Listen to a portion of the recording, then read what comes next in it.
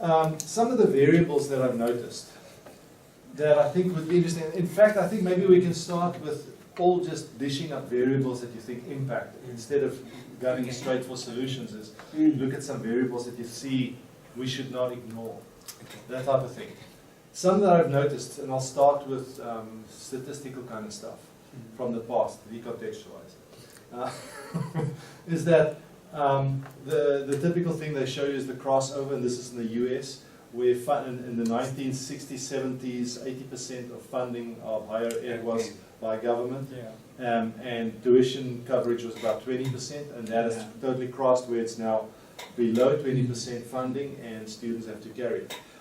So that crossover is one thing that everybody points to, and obviously it points to the real pressures of students to carry the load, and thus a very expensive proposition. And is that sustainable to keep that model? But I actually, if you can keep that crossover, there's one that is that you should do a layover on top of that, and that is just the cost of doing business has done this.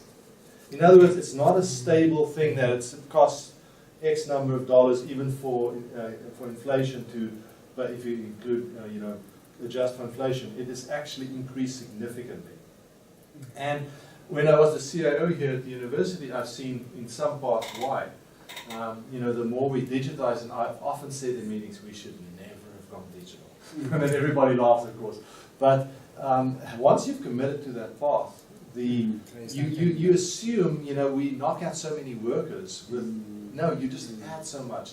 And then it's like the paperless office. Yeah, I have more paper than ever before. And you feel more guilty than ever before. And then there are all these backups and infrastructure that you need for the paperless concept, but the paper is still there. So costs have really gone up. Students have to bear the brunt, and so those impacts, definitely. I stand back and say it is not sustainable to continue, with this trend of just government getting out of it, students bearing the brunt more fully. And universities operate doing business as usual and always offer the best. But I think combined with the cost of doing business is our outsourcing and our licensing agreements. Yeah. So we don't have the capacity to do anything, or some aspects anymore. We don't necessarily want to go into the business of a venture capitalist or a provider comes and say we have an integrated solution. Yeah. It looks like a good idea at the time, and you never can get out of the, what did you call it? Okay. You can never get your boat out. The boat out of the basement. Yes. Yeah. And that's a self-perpetuating cycle. Okay, that's a very interesting one. So I think that has a direct correlation. So how would you label that when you just use the label kind for outsourcing? I think outsourcing, the big debate back home is what is our core business? Yes, that's actually a good framing, is that question. What is our core business? And then everything that supports our core business, we outsource. Although there's a lot of pressure to... Oh yeah, that's another discourse in my context, to insource everything that we've outsourced. With a huge salary bulldog. I cannot start to tell you. You see, sorry, Shana, what happened there is we outsource catering, we outsource security, we outsource gardening services, we outsource everything that was not core. Okay? And the reason for outsourcing is that you don't have to pay their benefits. Yeah, benefits. It looked like a good idea. And they can be fired or adjusted up and down. It's not your problem. You can focus on education. You can focus on education. Interesting, when I started UNISA in 2002, everything was in-source. And we had our own security, own catering. So then we went the outsourcing way. Okay. What happened with the outsourcing, I think that's why the worker debate and the worker unrest on campus, on the one hand, I'm on their side, I'm with them, is that UNISA put out a tender, except for the affirmative action fine print of these tenders. We went for the cheapest option. What happened then, is that for security, they would get a tender, they would pay their workers a hunger loan or a just above the poverty line, and the management will reap the benefits. Yeah. But they will manage all the problems if they have staff. It's very exploitative. Yeah. It's very exploitative. And now with this thing, UNISA realized, oh my goodness, this is what happened all the time. For me, the solution was not necessarily insourcing or bringing them back into the system. The solution was, we want you to pay your workers a minimum wage. Mm-hmm. We will bear, quote, accordingly. Yeah. We want the medical So in wage. other words, outsourcing the standards. Yeah, also absolutely. Yes. Now we're insourcing gardening, we're insourcing catering, we're insourcing security, we're insourcing cleaning staff. It's uniforms, it's the management of those staff, it's officers, it's the HR. So suddenly you add thousands to the salary bill. Yeah, yeah. And so once again, looking back at the cost of doing business, yes. and you can't get away from that.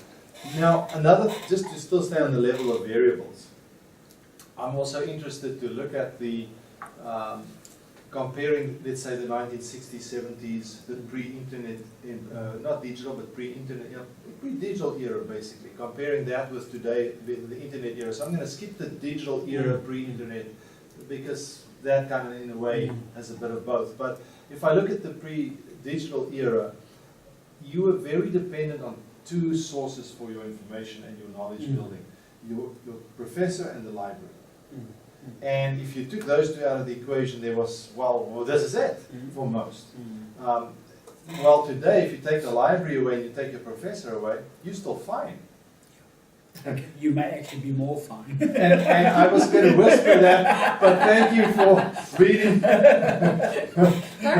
between the lines. Yeah, yeah. No, I mean, it's true in some cases where there's Yes, just ample resources and the style of delivery might not really work well, but that proves the point. So given that the independence and the new ways of learning is available, how should we shape the future, or how could we shape the future? And I always try to stay away from one thing, saying, okay, since we've discovered this, now it's not this way, it's now that way.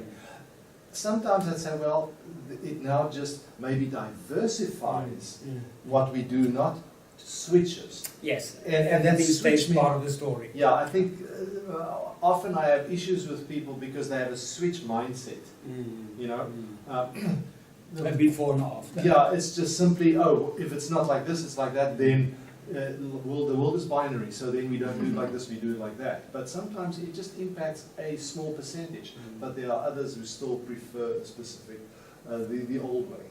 But I think now, just to combine the two conversations or two variables, Yes. it was the cost of core business, or what is core business, and what is the cost of delivering that.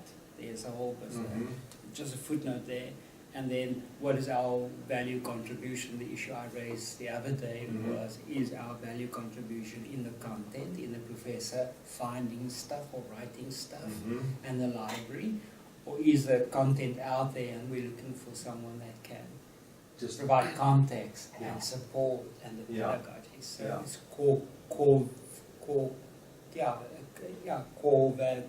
business, and then what is our value contribution and the cost thereof. Just in combination of the two, I cannot, seeing that this is recorded, I cannot mention the university, but a very important research institution in South Africa. The Senate discussed outsourcing teaching. I can because see that they defined their core contribution, their core business as research. So this is what makes us a ranked institution. So our core business is not teaching. We're going to outsource all teaching. Let me take that a step further. That's kind of more extreme of the US model of increases in adjuncts.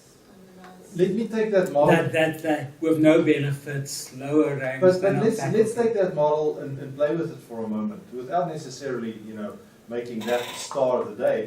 But you could say, okay, we are a research university. She's a great researcher. we will save you from the onerous thing of dealing with service and teaching, because you're really productive in research. Now, Mr. Prinsloo, you're our star teacher, but when it comes to research, you're a star, a disaster. So what we do is, if we were to split it like this, and we have some who teach and some who do research, even if you just got it at that moment, then you can say, we can outsource these people.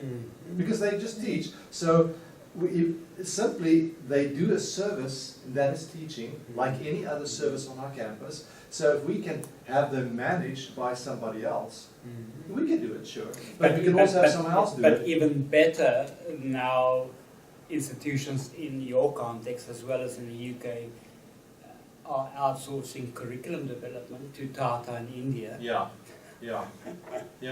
That in specific fields. The example I was thinking was internet security and all of that, and they outsource that to Tata. Wonderful product delivered within a minimum time span.